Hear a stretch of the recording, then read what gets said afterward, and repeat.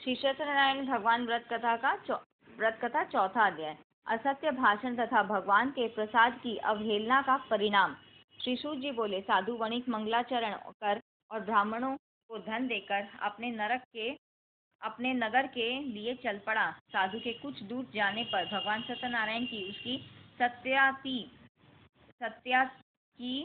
सत्यता की परीक्षा के विषय में जिज्ञासा हुई। साधो, तुम्हारी नाव में क्या भरा है?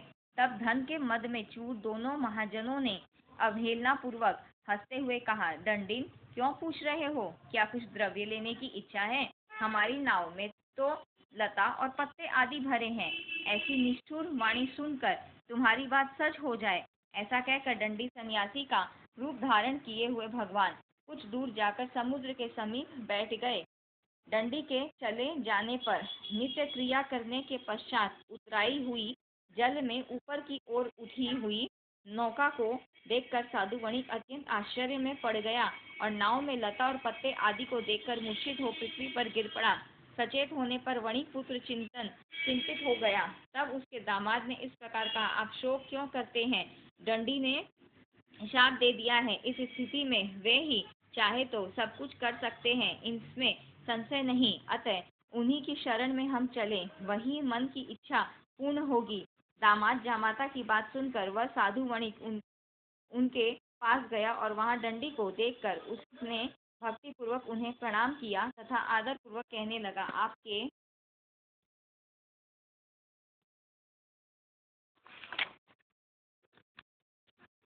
सम्मुख मैंने जो कुछ कहा है, असत्य भाषण रूप अपराध किया है। आप मेरे उस अपराध को क्षमा करें। ऐसा कहकर बारंबार प्रणाम करके वह महान शोक से आकुल हो गया।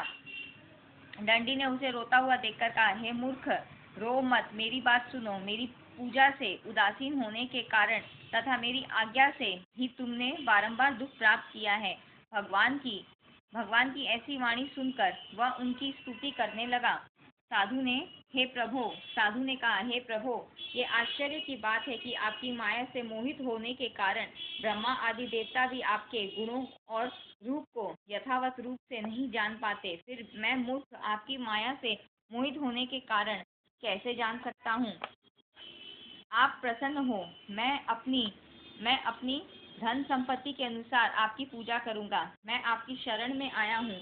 मेरा जो नौका में स्थित पुराना धन था, उसकी तथा मेरी रक्षा करें। उस वणिक की भक्ति युक्त वाणी सुनकर भगवान जनार्दन संतुष्ट हो गए। भगवान हरि उसे अभीष्ट वर प्रदान करके वहीं अंतर्ध्यान हो गए। उसके बीच वह साधु अपनी नौका में चढ़ा और उसे धन धान्य से परिपूर्ण देखकर भगवान सत्यदेव की कृपा से हमारा मनोरथ सफल हो गया, ऐसा कहकर स्वजनों के साथ उसने भगवान की विधिवत पूजा की। भगवान श्री सत्यनारायण की कृपा से वह आनंद से परिपूर्ण हो गया और नाव को प्रयत्न पूर्वक संभाल कर उसने अपने देश के लिए प्रस्थान किया। साधु वणिक ने अपने दामाद से कहा, वह देखो, मेरी रत्नपुरी नगरी दिखाई दे रही है। इसके बाद उसने अपने धन के रक्षक दूत को अपने आगमन का समाचार देने के लिए अपनी नगरी में भेजा।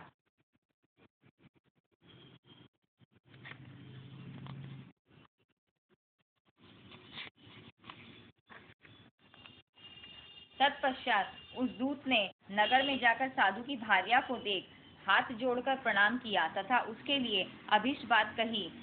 सेठ जी अपने दामाद तथा बंधु वर्गों के साथ बहुत सारे धन धान्य से संपन्न होकर नगर के निकट पधार गए हैं।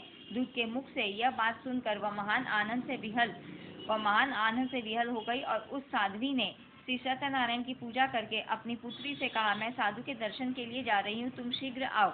माता का ऐसा वचन सुनकर व्रत को समाप्त करके प्रसाद का परित्याग कर वह कलावती भी अपने पति का दर्शन करने के लिए चल पड़ी।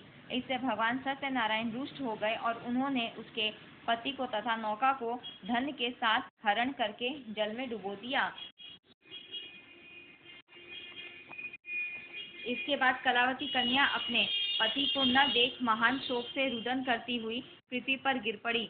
नाव का अदर्शन तथा कन्या को अत्यंत दुखी देख भयभीत मन से साधु वणिक ने सोचा, यह क्या आश्चर्य हो गया। नाव का संचालन करने वाले भी सभी चिंतित हो गए। तदनंतर वह लीलावती भी कन्या को देखकर विह्वल हो गई और अत्यंत दुख से विलाप करती हुई अपने पति से इस प्रकार बोली, अभी अभी नौका के साथ वह दामाद कैसे अलक्षित हो गया। न जाने किस देवता की उपेक्षा से वह नौका हरण कर ली गई, अथवा श्री सत्यनारायण का महामात्य कौन जान सकता है। ऐसा कहकर वह स्वजनों के साथ विलाप करने लगी और कलावती कन्या को गोद में लेकर रोने लगी।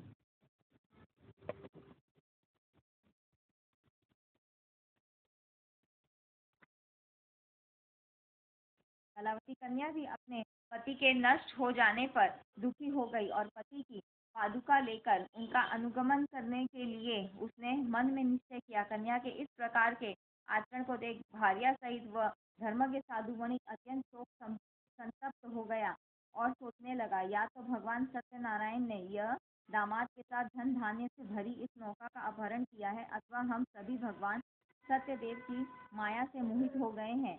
अपनी धन शक्ति के अनुसार मैं भगवान सत्यनारायण की पूजा करूंगा। सभी को बुलाकर इस प्रकार कहकर उसने अपने मन की इच्छा प्रकट की और बारंबार भगवान सत्यदेव को दंडवत प्रणाम किया। इससे दिनों के परिपालक भगवान सत्यदेव प्रसन्न हो गए। भक्तवत्सल भगवान ने कृपा पूर्वक कहा, तुम्हारी कन्या प्रसाद छोड़कर अपने पति को देखने चली आई है। निश्चय ही इसी कारण उसका पति अदृश्य हो गया है। यदि घर जाकर प्रसाद ग्रहण करके वह पुनः आए तो हे साधो, तुम्हारी पुत्री पति को प्राप्त करेगी, इसमें संशय नहीं। कन्या कलावती भी आकाश मंडल से ऐसी वाणी सुनकर शीघ्र ही घर गई और उसने प्रसाद ग्रहण किया। पुनः आकर स्वजनों तथा अपने पति को देखा। तब कलावती कन्या ने अपने पिता से कहा, अब तो घर चले, विलंब क्यों कर रहे हैं। कन्या की वह बात सुनकर वणिक पुत्र संतुष्ट हो गया और विधि विधान से भगवान सत्यनारायण का पूजन करके धन तथा बंधु बांधवों के साथ अपने घर गया। तदनंतर पूर्णिमा तथा संक्रांति पर्वों पर भगवान सत्यनारायण का पूजा करते हुए इस लोक में सुख भोग कर अंत में वह सत्यपुर वैकुंठ लोक में चला गया। इस प्रकार श्री स्कंद पुराण के अंतर्गत रेवाखंड में श्री सत्यनारायण व्रत कथा का यह चौथा अध्याय पूरा हुआ। बोलिए श्री सत्यनारायण भगवान की जय।